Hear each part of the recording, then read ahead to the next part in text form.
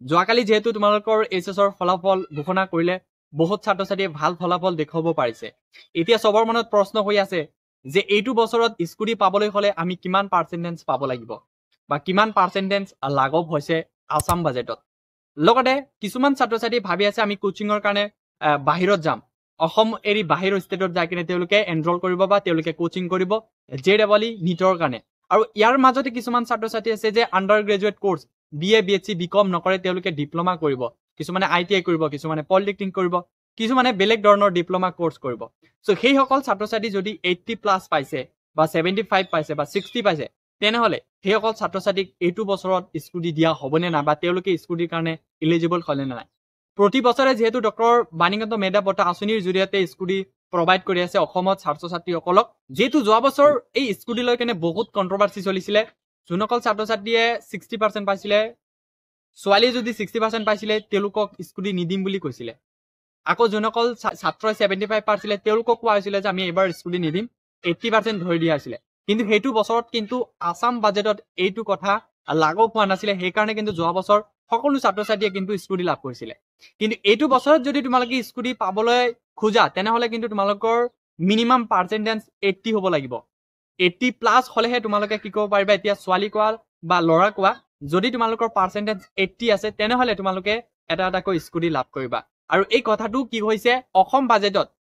বাজেটত অলৰেডি লাগব হৈ গৈছে এতিয়া বহুত ধৰণৰ ভিডিও বনাই আছে যে 60%ত পাব ছোৱালী সকলে 75%ত পাব ল'ৰা সকলে বহুতে কৈ আছে এতিয়ালৈকে আসাম বাজেটত লাগব হোৱা নাই এটো কথা বহুতে ভুল হয় আসাম বাজেটত যোনটো অসম বাজেট হয় হে অসম বাজেটত অলৰেডি তোমালোকৰ স্কুটিৰ এটা গাইডলাইন ওলাই গল যে যদি তুমি স্কুটিৰ কাৰণে এলিজিবল হ'বলৈ খোজা তোমালোকৰ মিনিমাম প্ৰথম যোনটো ক্ৰাইটেৰিয়া হয় মিনিমাম তোমালোকে 80% পাব লাগিব এইচএছত হায়াৰ সেকেন্ডাৰীত 80% হলেহে তোমালোকে এটাকৈ ডক্টৰ বাণীকান্ত মেধা বঁটা আঁচনিৰ জৰিয়তে এটাকৈ স্কুটি লাভ কৰিবা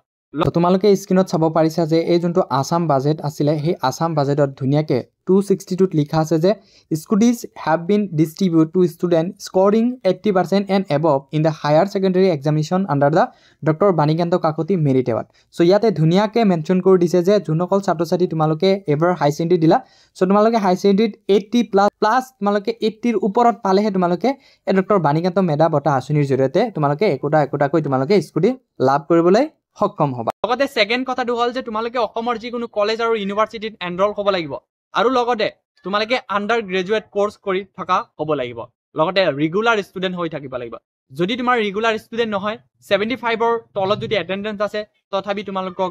কি কয় স্কুটি দিয়া নহব প্ৰথম তিনিটা ক্ৰাইটেৰিয়া যোনটো হয় প্ৰথমটো হল তোমালোকৰ মিনিমাম পাৰ্চেন্টেজ 80 হ'ব লাগিব লগতে তোমালোকে অসমৰ যিকোনো ইউনিভাৰ্সিটি যিকোনো কলেজত এডমিশন কৰি থকা হ'ব লাগিব লগতে পঢ়ি থকাটো কন্টিনিউ হ'ব লাগিব যদি তুমি ভাবি আছা যে আমি ডিপ্লোমা কৰিম যদি তুমি ভাবি আছা যে আমি অসমৰ বাহিৰত যাই কেনে কোচিং কৰিম জেডাবলি নিটৰ কাৰণে যিমান ধৰণৰ এক্সাম আছে সেই এক্সামৰ কাৰণে যদি তুমি ভাবি আছা কোচিং কৰিম তেনেহলে কিন্তু তোমালোকে কি কৰিবা এই স্কুটিৰ পৰা বঞ্চিত হৈ থাকিবা সো তোমালোকক ৰিকুৱেষ্ট কৰিছো এই যোনবোৰ ইউটিউবত কিন্তু বহুত ভুল ভিডিও দি আছে যে এইবাৰো কি হ'ব ছোৱালীসকলক 60 75 যোনসকলে লৰাই পাইছে তেওঁলোকক স্কুটি দিয়া হ'ব তেনেকা কথা নহয় তোমালোকক একেবাৰে প্ৰুফ সহকাৰে দেখুৱালো যে অসম বাজেটত অলৰেডি লাগব হৈ গৈছে যে এইটো বৰ্ষত যদি তোমালোকে স্কুটি পাবলৈ কোৱা তেনেহলে মিনিমাম প্ৰথম যোনটো ক্ৰাইটেৰিয়া হয় তোমালোকে এইচএছত 80% হলেহে তোমালোকে স্কুটি লাভ কৰিবা সো এইখিনি ক্ৰাইটেৰিয়া মানি চলিবা এতিয়া যেহেতু তোমালোকক এডমিশনৰ সময় অতি সোনকালে তোমালোকে ৰেজিষ্ট্ৰেচন কৰি কিনে এডমিশনৰ কাৰণে তোমালোকে হাজু হৈ যোৱা এডমিশনৰ এটা ভিডিও মই অতি জলদি আনি আছো নিশ্চয় সেই ভিডিওৰ কাৰণে ওয়েট কৰি থাকিবা লগতে এইটো চেনেলত যদি এতিয়ালৈকে চেনেলটো সাবস্ক্ৰাইব কৰা নাই চেনেলটো সাবস্ক্ৰাইব কৰিবা বেল আইকন টিপি অল কৰি দিবা যাতে এনেকুৱা ইনফৰমেটিভ ভিডিও অতি সোনকালে পাই যোৱা এটা কথা ৰিকুৱেষ্ট কৰিছো এইটো চেনেলত আজিৰ পৰা 2 বছৰলৈকে স্কুটি পোৱালৈকে বহুত ছাত্ৰ-ছাত্ৰীক হেল্প কৰা হৈছে যোৱা বছৰত কিন্তু স্কুটি লৈকে বহুত কন্ট্ৰভাৰ্সি হৈছিলে ছোৱালী সকলক বা ল'ৰা সকলক অসম চৰকাৰৰ ফালৰ কোৱা হৈছিলে যে 80% পালে তেওঁলোকক দিম কিন্তু বহুত আন্দোলন কৰি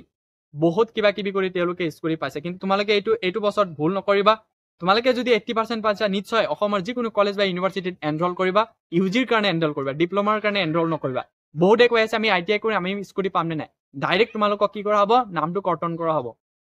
সো এই কাৰণে এনেকুৱা প্ৰবলেম যাতে নহয় পিছত যাতে তোমালোকে পস্তাব নালাগে সেই কাৰণে তোমাক আগতীয়াকৈ ভিডিও বনাই দিছো যোৱাকালি এটা ভিডিও বনাইছিলো সেই ভিডিওত মই ভালকে ডিটেইলছ কোৱা নাছিলো সেই কাৰণে ভাবিলো এটা ভালকে ডিটেইলছ বনাই কিনে তোমালোকক দিবলৈ চেষ্টা কৰো সো ধন্যবাদ